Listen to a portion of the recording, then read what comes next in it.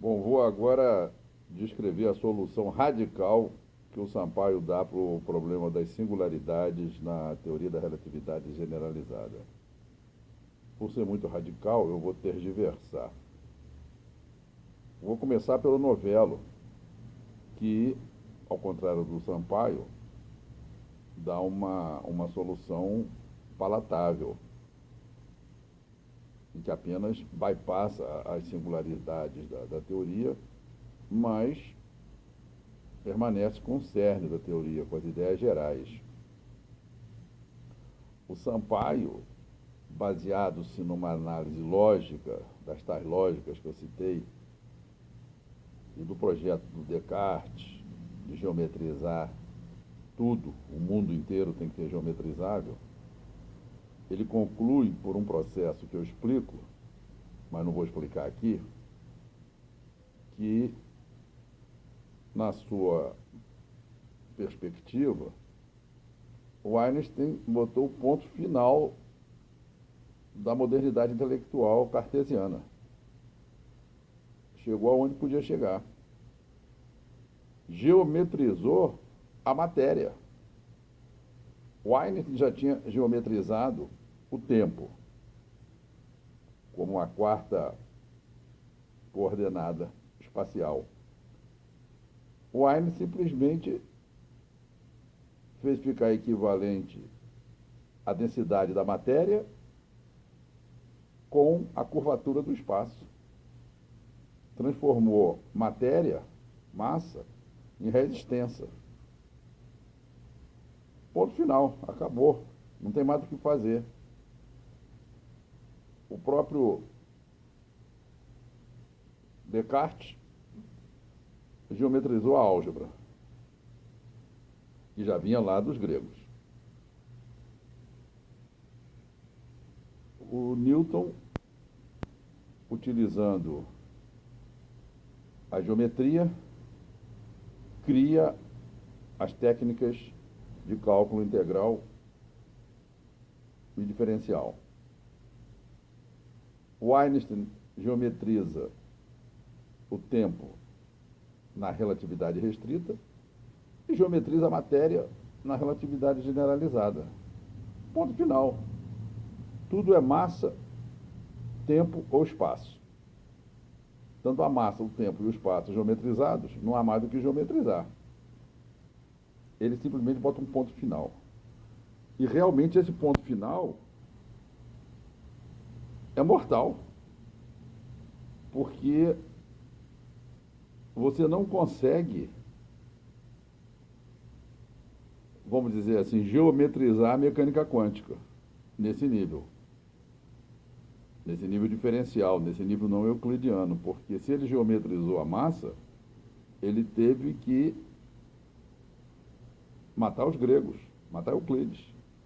Vir para o século XIX para a geometria de Riemann, uma geometria não euclidiana. Esse preço que ele pagou bloqueou a física teórica.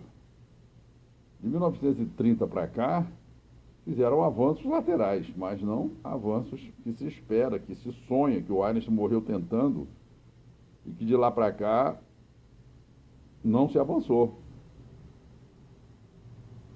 Porque o próprio Einstein, na sua relatividade restrita,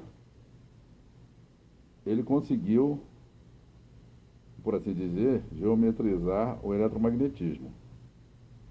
Ele, inclusive, o termo que ele dá, o título que ele dá para a sua tese famosa de 1905, envolve exatamente os movimentos geométricos dos corpos que estão emitindo ondas eletromagnéticas. A eletrodinâmica dos corpos em movimento. Se chama teoria da relatividade restrita, ou teoria da relatividade especial. Eu não gosto desse termo, depois eu explico por quê. E por fim ele dá o último passo. Mas para dar esse último passo, ele tem que abandonar a geometria de Euclides, abandonar os gregos, e vir para uma geometria não euclidiana, né? Diferencial. E cria um universo geométrico totalmente impalatável ao common senso humano, né? Ao bom senso humano, mergulha totalmente na matemática, mas chega a resultados mensuráveis que corroboram a teoria. E aí somos obrigados a colocar Newton de lado quando se diz respeito a certo tipo de experiências, que aliás são poucas, né?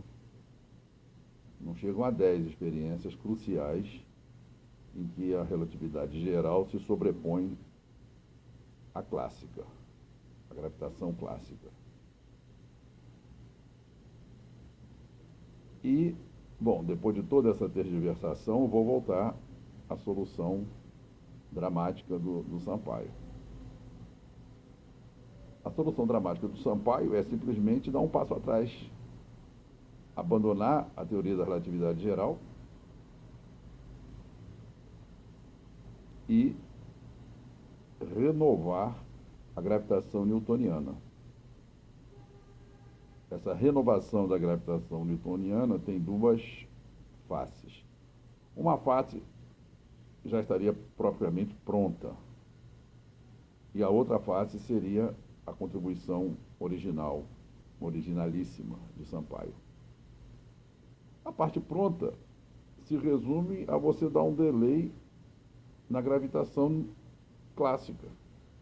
Aquela equação de Newton, equação de segundo grau, né? M1, M2 sobre R2, vezes uma constante, se propagaria no espaço à velocidade da luz. Pronto. Não seria algo imediato, como Newton supôs. Se se calcular esse delay de tempo, todos os problemas ficam resolvidos. Todos. Isso já foi feito. Tem um livro que não está ali na estante, mas está lá dentro, em que esses cálculos estão lá, para quem quiser ver. É um livro feito sem muitas pretensões, mas que todas aquelas experiências cruciais em que o Einstein sobrepujava o Newton deixam de existir. A mecânica clássica, com esse adendo, chega às mesmas conclusões da mecânica relativística generalizada. Posso lembrar aqui Mercúrio, né, que foi o primeiro que foi calculado. Mercúrio apresentava um problema que a mecânica clássica não previa e a relatividade do Einstein previu. Eu não vou explicar aqui, mas com a mecânica clássica e o delay do tempo, fica tão simples de entender que o conceito dá para ser explicado. Eu vou explicar esse conceito depois da variação do Pereira de Mercúrio. Deixa de existir, passa a ser igual calculada por Einstein ou por Newton modernizado. E todas as outras experiências, aquela curvatura que o raio de luz faz ao passar perto do Sol, dá tudo igual. Realmente não há necessidade de geometrias diferenciais, não euclidianas, toda essa complexidade matemática que afasta a generalidade.